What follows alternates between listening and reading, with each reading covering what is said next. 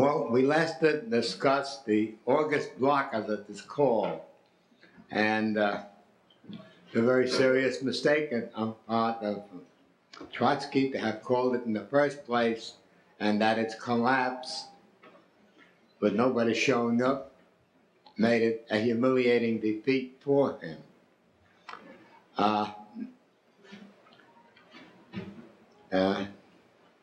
Of course, the Bolsheviks took advantage of this to point out that there was no party that was capable of organizing the Russian working class and exercise an influence in all strata of the population than the Bolsheviks. Without the Bolsheviks, nothing could move. That is a very formidable development. It proved to the Russian working class that without the Bolshevik Party, it is impossible for independents or whatever group there may be, that they want to be, that they can overcome the influence of the Bolshevik Party. Without them, without the Bolsheviks, nothing significant could be done, especially in Russia, see? And that any group that attempts to form a bloc of exiles here and there that may sound very revolutionary or have a commendable program, if it is not endorsed, if it is not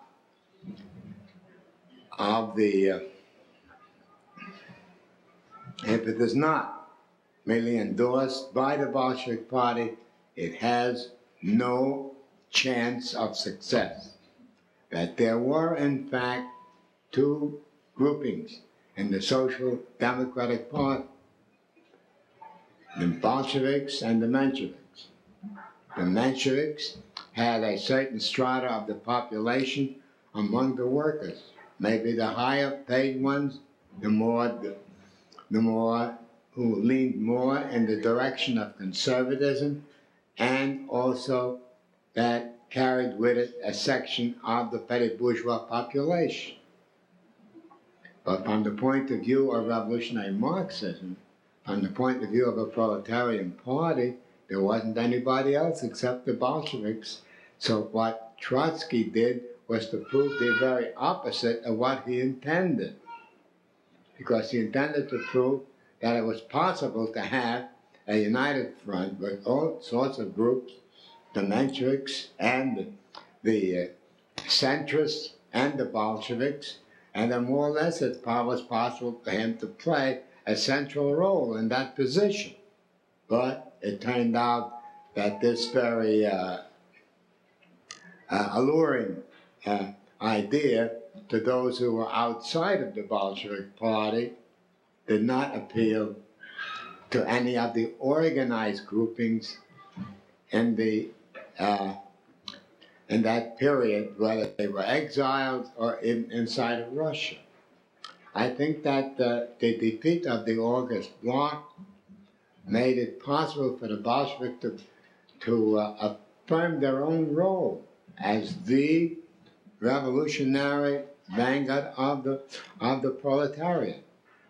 That there wasn't anybody else, that the differences with the Mensheviks were becoming wider and deeper, and that the two were, in effect, becoming more separated than ever, notwithstanding that they both called each other comrades, that they both were in Siberia, and carried on, comradely relations in the prisons of the Tsarist autocracy, and on occasion had friendly conversations, but that all that being said and done, that the collapse of the August bloc proved the very opposite of what Trotsky wanted to show, that it was possible to unite all the groupings and end the division in the social democracy. That didn't happen, see. Now, it is important here to skip a great deal and to go to the war itself. Because from the August bloc to the war is only about 2 years at most. To August the 4th, when the war broke out and proved the decay and utter rottenness of the leadership of the Social Democratic parties of the West. But we will skip that part for a while. The important thing, I think, is to skip and show what was the position of Lenin and Trotsky as the war broke out. See, what were the differences in the world movement when the war broke out? See?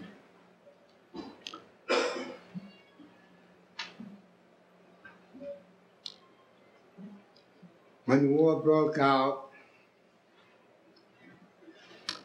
the biggest surprise of all, the shock, was that the Social Democratic leadership, the right wing of it, came out for the war.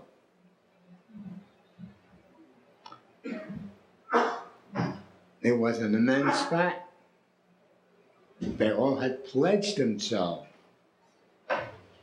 not to support a capitalist war between the capitalist powers. Now, it wasn't just that they had made a promise here and there. There were two very important conferences of the Socialist International. They had met in 1912 in Basel, and they had pledged themselves that if the war broke out, that the duty of the workers was not to support their own capitalist fatherland, as it was called, but to utilize the war to achieve their own socialist liberation from capitalism. It's as revolutionary a program as seemed to be possible at that time, to utilize the difficulties of the capitalist class to solve the problems of the working class. That if a capitalist war broke out, we will not support it, but on the contrary, utilize the situation to solve our own class problem. And all the socialist leaders agreed on that, both the right wing and the left wing. Now, there were different resolutions at the Basel Conference in particular, but in the long run, they were not very decisive. What was decisive was that the resolutions that were passed spoke very clearly as I'm stating it to you right now. That if the war breaks out, we're not supporting it. We're going to support our own class to undo the war and do the capitalist class in. Now that seemed clear as crystal to those who knew it and understood it, and there seemed to be very little debate about it after the conferences were over. But when the war did break out, they turned a somersault. And the leadership, particularly the most authoritative leaders, capitulated and went along with the war in France and in Germany in particular. And that set the movement back. It disorganized the workers. It left them leaderless for a while. It was a horrendous development. I should add that in the United States, after a while, there was no support for the capitalist war, and that Eugene Debs, the leader of the Socialist Party, had a revolutionary position on the capitalist war. There was no body that seemed to have the stature of a leader in the socialist movement in the United States, no greater one than Eugene Debs, and he came out against the war, and so did some others. So that it wasn't like it was in Europe. But remember this, the U.S. had not yet stepped into the war. And there's a great deal of explanation that should go along with it. Now, what I think was significant is how those who are against the war came out with their slogans and with their propaganda, what their approach was strategically and tactically. See? Now, Lenin developed a strategic approach which was a follow-up of what the Basel Conference had agreed to. His position was summed up in a few words, in which he said, a revolutionary class in a reactionary war cannot but desire the defeat of its government. He became the apostle, the leader of those who were for the defeat of its own capitalist government. His tendency politically was called the defeatist tendency.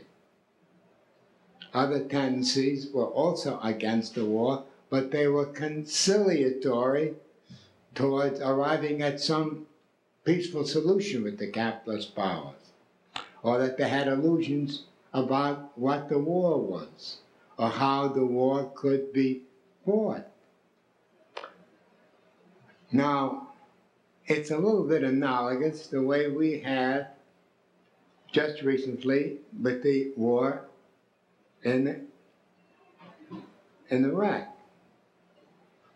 The imperialist governments ganged up across the U.S. against Iraq. What was our position, as I understood it? That it's best for the U.S. to be defeated. And whatever we could do to defeat the efforts of U.S. imperialism, that's our position. That's our position today.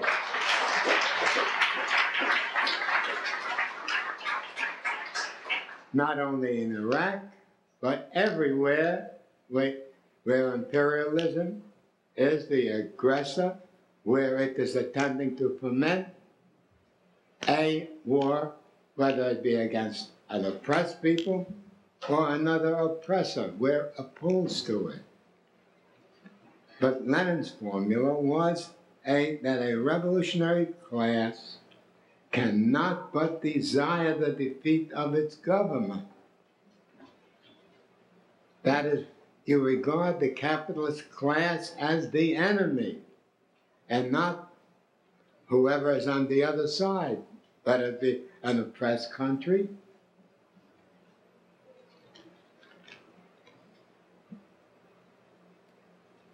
Oh, yes. Thank you.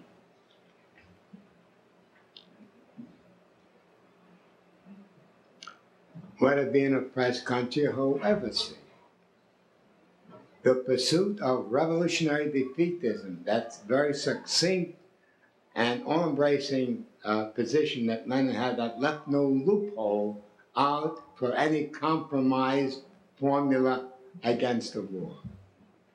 Now, see, with us, we say, no, we want the defeat of U.S. imperialism. We cannot say it as clearly always, but that's our position, see. But others are not. They said, well, they want to end it with a compromise, or maybe find some fault with the U.S. and some fault with Iraq, and to have a peace conference to settle it. That would be reactionary. Nothing but the defeat of your own capitalist government is the solution to the problem of imperialist war. And this very plain and formula became the slogan of the working class. Not all at once and not that easily, but it was the decisive factor in drawing a line between those who were half-hearted about the support of the capitalist war, or they're half-hearted in the struggle against it. They have all sorts of ifs, ands, and buts, but would not say firmly and clearly that they're opposed to it. Also, it's a matter of deep consciousness and psychological equipment, is that you do want to see your capitalist government go down in defeat as the best way to end the war and liberate the workers. I was impressed years ago when James Fonda was in Vietnam, and the Vietnamese took her to the front to show her how the U.S. was attacking Vietnam for no other than imperialist reasons. And she saw a U.S. plane and how the Vietnamese gunners were getting it down, and she applauded it, if you remember that. An historic first for an actress of that standing, see? Well, she paid for it in many ways for being slandered in every other way, but that was the right thing to do. She applauded that aspect rather than to applaud the U.S. attacking Japan, attacking Vietnam. So that the defeatist tendency, as Lenin's position was called, became most prominent and was the most consistent anti-war struggle, see. And that is exceptionally important to note, is to have a consistent approach. No ifs, ands, or buts in the struggle against an imperialist war.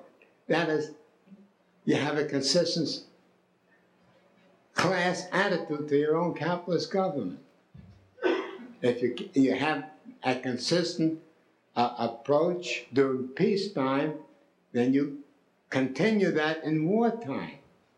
That war, Lenin explained in all his writing, is a continuation of the peaceful development of capitalism by other means. And he quoted often the great writer, military writer, Clausewitz, which explained in so many different articles that war is a continuation of peace by other means.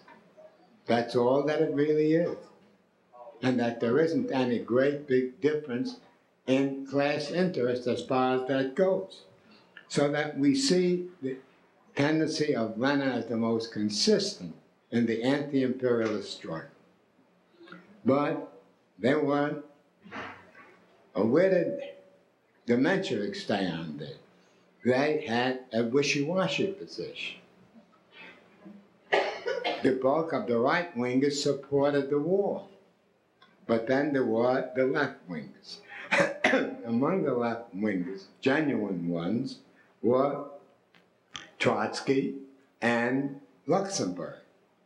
Rosa Luxemburg, who was probably the best revolutionary Marxist that had been produced in Europe, with possible exception in the early days of Kautsky himself and Lenin and Trotsky. I mean, her greatness was really very much appreciated, evaluated by Lenin. And if you see, even in his analysis of her mistakes, he continually praises her, not only her wit, her style, or historic view, but in so many other ways, see. So that among the left-wingers, there was, of course, Trotsky, and also Rosa Luxemburg, and a number of others. Among the younger ones, there was Karl Liebknecht in Germany. I don't want to forget anybody because I'm talking without notes. And he is actually a great heroic proportions. He came up in the Reichstag and came out of 110 deputies there. he was the one who came out against war credits and thereby really took a revolutionary, defeatist position in the correct way by denying the imperialist government any money to continue the war. Now, I should mention, as long as I mention Karl Liebknecht, it is apropos to mention some others who are not well known, like in Bulgaria, I forget the name of the leaders, but also in the Balkans and Serbia. The two Serbian leaders got up in their parliament and denounced the war and voted against the credits. Trotsky, who happened to be visiting the capital at the time, said it was an unbelievable act of heroism because the chauvinism was so great. You would find yourself in an area where the shouting and the fanaticism was so great that you wonder how anybody can get up and say no to the war. Nevertheless, these two legislators got up and said no to the war and sat down quickly.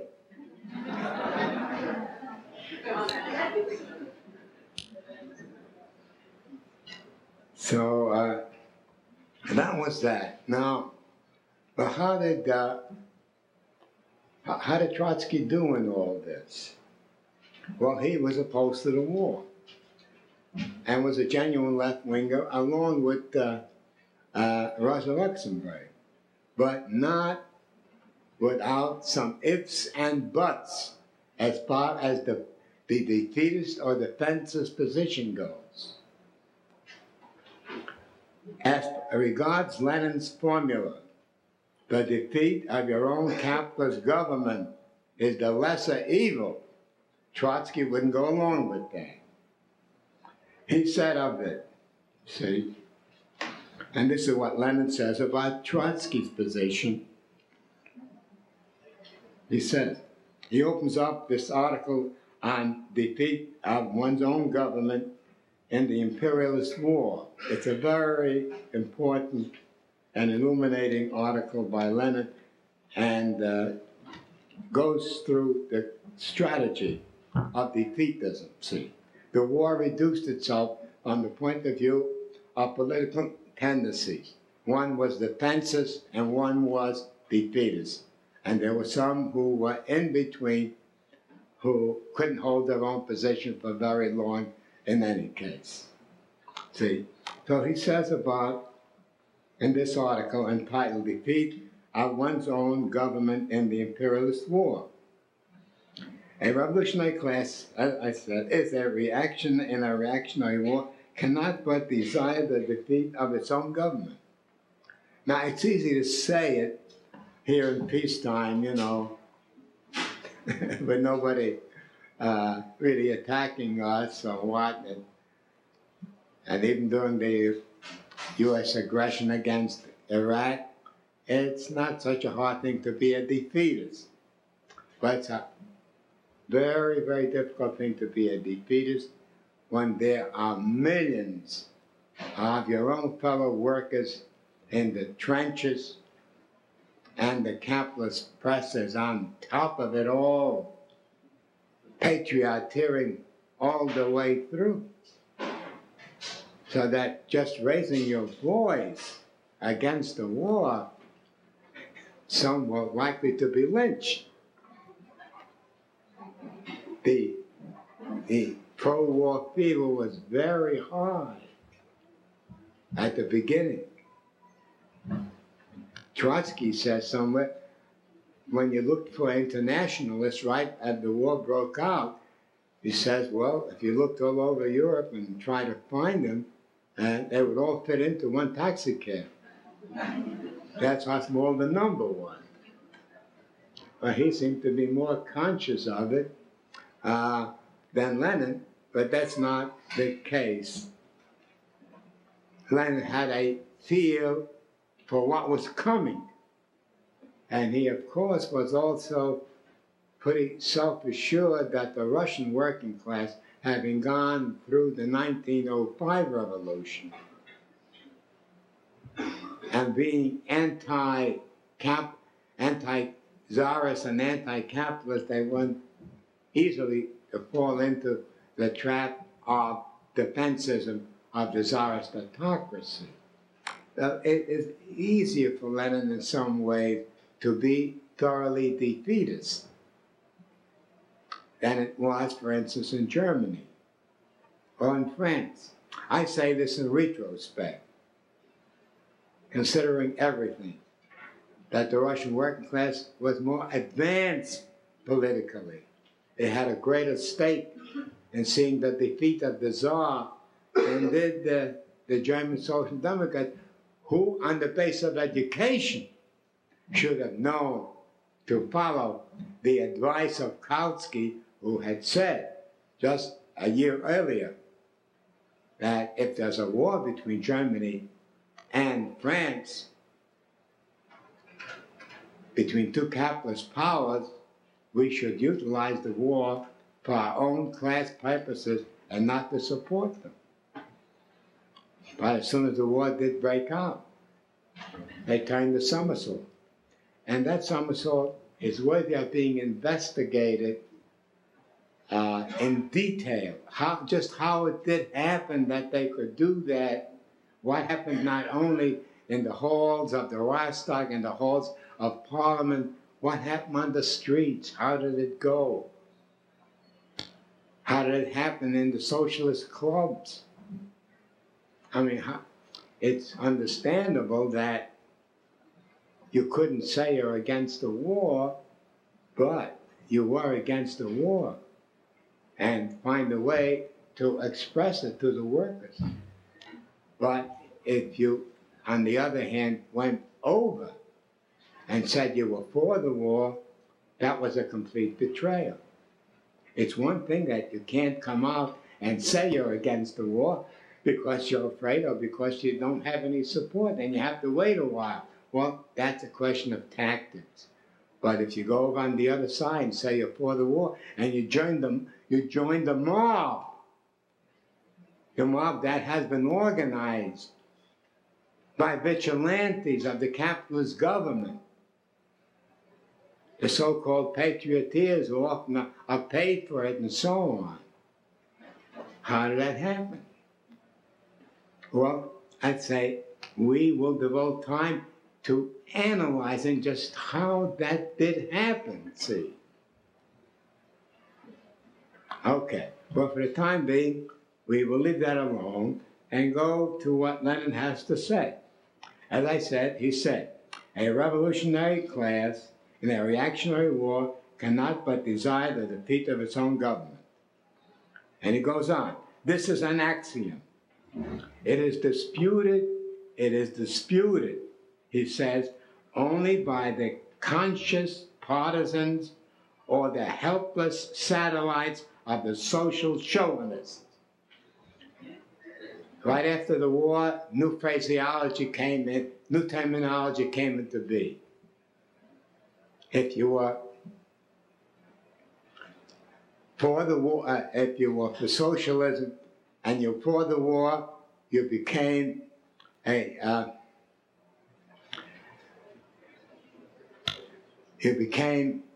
social chauvinist. You were for socialism in words, but you were for the war in deeds. The word chauvinism was attached to the word social to indicate that it is a socialist who has gone the other way around. So he says over here, and it's against Trotsky, he said, this is an axiom. It is disputed only by the conscious partisans. And who are they? They are the social democratic leaders who went and voted for the war credits. Or, he says, who else?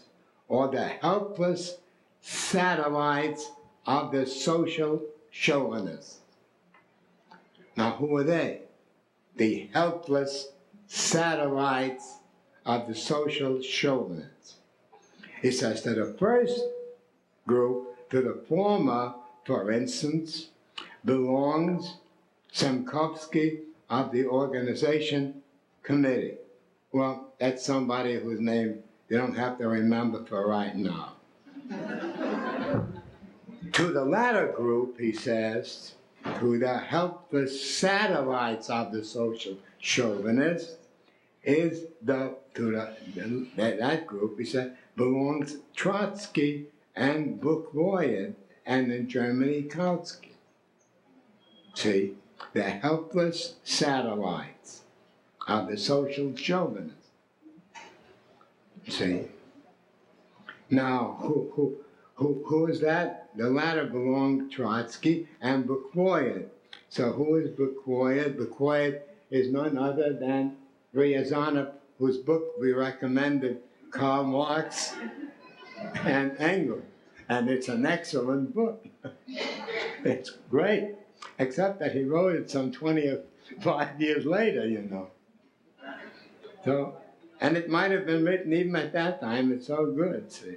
I said that belongs Buchwald, and in Germany, Kautsky. So he lumps Kautsky together with Trotsky and the others. And he goes on to say, see, to desire Russia's defeat, Trotsky says, he's quoting him, is an uncalled for and unjustifiable concession to the political methodology of social patriotism, which substitutes for the revolutionary struggle against the war and the conditions that cause it, what under present conditions is an extremely arbitrary orientation toward the lesser evil. Now, you see, Lenin, he gives Trotsky the full benefit. He gives the whole quotation. He doesn't just give a small part of it and lets you guess or why. He gives the whole. That's what Trotsky said. And here, see, the political methodology of social patriotism. Trotsky doesn't want to use the term social chauvinism, but patriotism. He said Lenin is doing the opposite. See, he's going way overboard, and in reality, he's supporting the lesser theory of the defeat of your own government.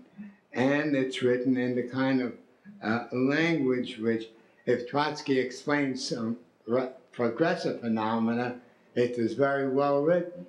But to do it the way Trotsky does in defense of social chauvinism, it's pretty bad and sounds florid, revolutionary phrasemongering instead of having a correct revolutionary position. See? So Lenin says of it, this is an example of the high-flown phraseology with which Trotsky always justifies opportunism. Well, it's a little bit far-fetched by Lenin, but you can't help it when you're involved in a polemic of this magnitude. You have to call a thing by its right name. Then he quotes Trotsky again. A revolutionary struggle against the war is an empty and meaningless exclamation in which the heroes of the Second International are past masters, unless it means revolutionary action against one's own government, even in times of war. And then he goes on to take Trotsky's arguments all apart, see, and shows, moreover, that Trotsky is in now with Kautsky and the others with whom he had just broken. He had said that he's not with the opportunists, and now he's back with the opportunists, and they all are in one way or another defending the imperialist position by their failure to come out consistently against the war by calling for its defeat of the government. See? And so he goes on.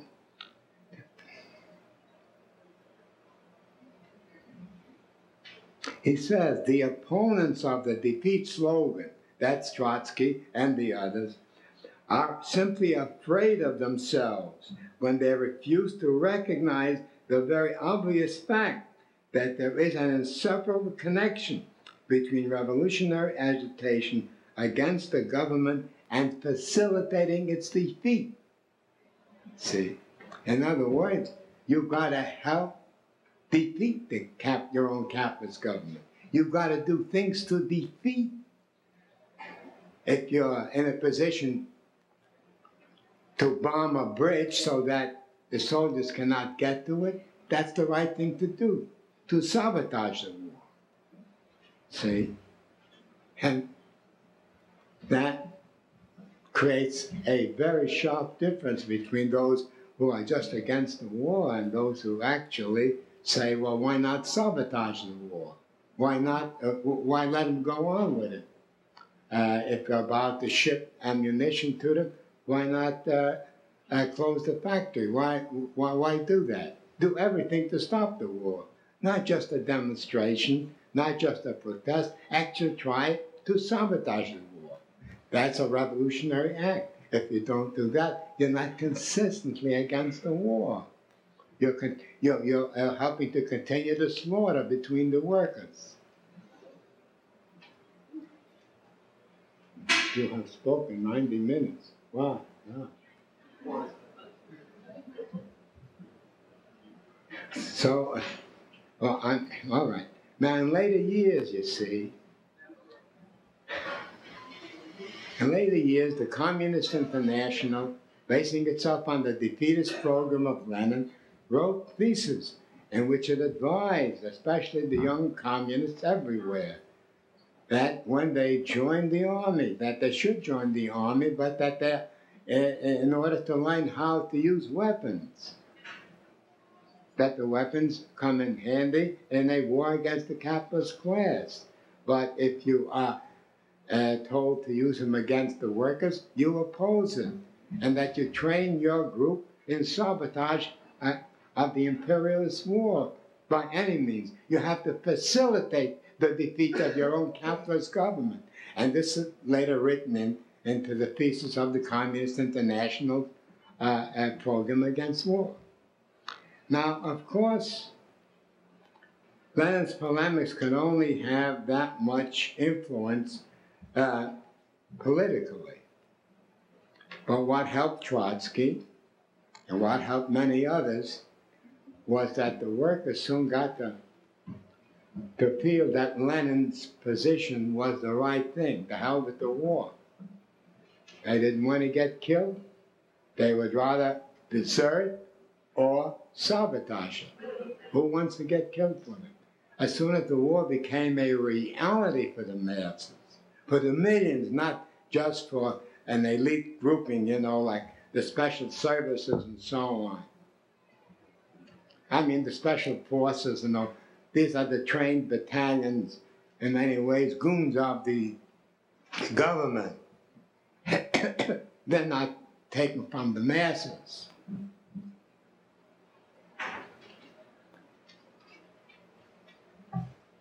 So later on, the defeat of your own capitalist government and the idea of facilitating that defeat by taking measures to actually defeat the war, to sabotage it, I mean, that was really revolutionary.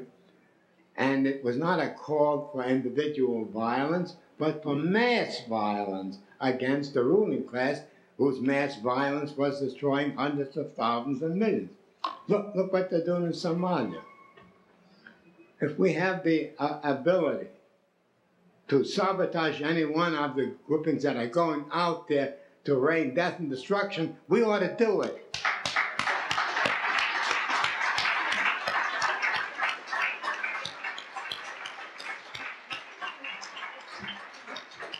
We're not studying this and reading all about it just for abstract purposes. We're interested concretely in what we do. And this is one of the really important developments in revolutionary strategy.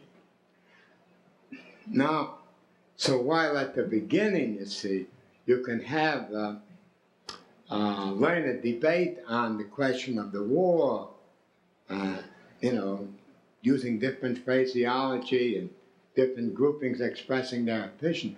But as soon as the war became a war of destruction, where your own family was involved, and death and destruction reigning all over, the idea of revolutionary defeatism became a very, very practical task, and one to which the masses understood.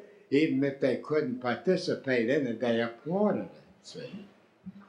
And Trotsky and Rosa Luxemburg, in another vein, she didn't have the same position as Trotsky, but one close to it, at least theoretically.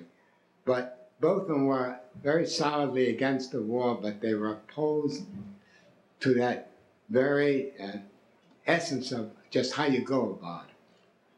Sabotage, facilitate the destruction of your own capitalist war machine, see, and so on. When Lenin said to the answer of the chauvinists, who said, you got to defend your own government, you got to defend your own fatherland.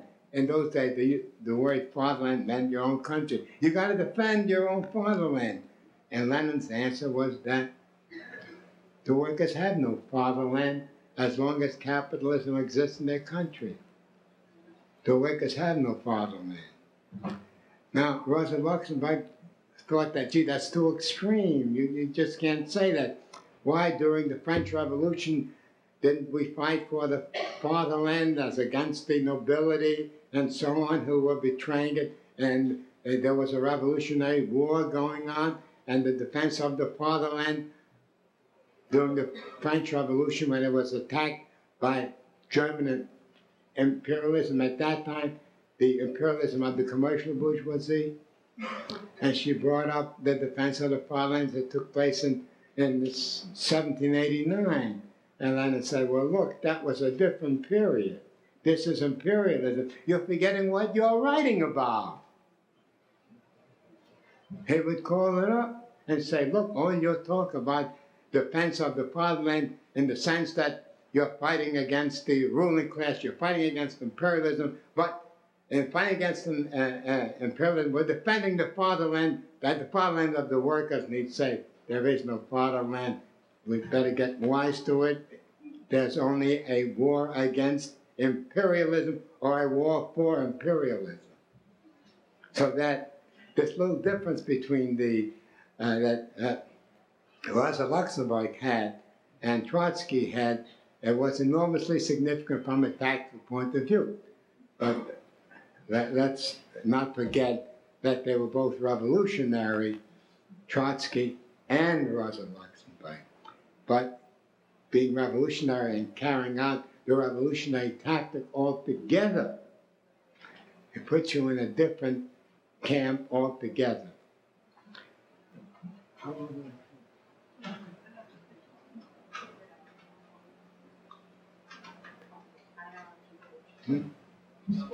Now, I want to come to this scene. See, when the war, as long as the war continued, and there was no insurrection in Russia, there was no insurrection in Russia. Trotsky stuck to his guns on the question of defensism versus defeatism, see. And in fact, he retorted to Lenin that Lenin's position was a sort of a backhanded support for social patriotism. He wouldn't say social chauvinism because that would be too extreme in an attack on Lenin, who by this time was the acknowledged leader of the Russian working class. But still he held his own, see, and would not go over to the consistent anti-imperialist stand of Lenin. He and several of the others held back. And being prominent and having an illustrious credential in the revolutionary struggle, he and Rosa Luxemburg, they held back what was very important. Their support in coming over altogether was important. staying away under one pretext or another, under one, or piddling terminology of their own, when in reality they are in the revolutionary camp of Lenin, except they don't want to recognize the tactics that was important to go over. So he praises Luxemburg all throughout for what she's done and said, see. And also with Trotsky, he says it's just pride that's holding you back. Why not give up and come over to the camp of consistent, relentless, all-out support for the defeat of capitalism and imperialism? But neither one of them would do it. But when the revolution broke out in 1917, and the Russian workers had overthrown again the Tsarist monarchy, and Trotsky was left alone,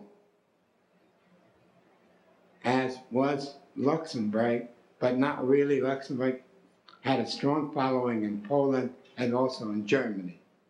But she had the semi-defensive position, didn't fully acknowledge the tactical and strategic approach that Lenin had as correct. See? Well, with Trotsky, as soon as the insurrection broke out, it became apparent that he was isolated and that the Bolsheviks had a very, very strong majority of the militants, and the Mensheviks were way on the other side supporting the war. See? So that there were two camps. And this time there was no organization committee. This time there was no David Ryazanov, I can't pronounce it, and some others to hold them up and try to say there's another grouping. Lenin was very magnanimous when Trotsky finally made the necessary arrangement to go over to the Bolsheviks. See, then for 1 minute say, well, now you recognize all your mistakes, the way Stalin would do it, and sign a confession like you did wrong, and that you were the organizer of the August Bloc, remember? And you walked out on me in 1903 and went to join the Mensheviks. And all the time you were seeking an organizational bloc with opportunists. If Lenin had said, you sign all this and acknowledge all your errors, Trotsky might have never done it. This is what Stalin did. He made you sign a confession. See? And most of the time added things that he was not guilty of. Not at all, see? But with Lenin, well, you want to come aboard, that's fine. That's fine. That's all to the good. You come in. You come in. And as soon as he came in, you see, with the help of the Bolsheviks, he became again the chairman of the Petersburg Council of Workers, and Soldiers, and Peasants. He became the chairman of the same grouping he was in 1905. And this time he couldn't have done it on his own. He had to have the Bolshevik majority. They were not fully a majority, but they were coming to him. But he became the titular leader of it, see? And thereby, his eminence rose again. He again became a revolutionary leader, only this time he was in the right bloc with Lenin for the revolution. And that's a great chapter in the history of the working class and in the history of the proletarian revolution in Russia and elsewhere.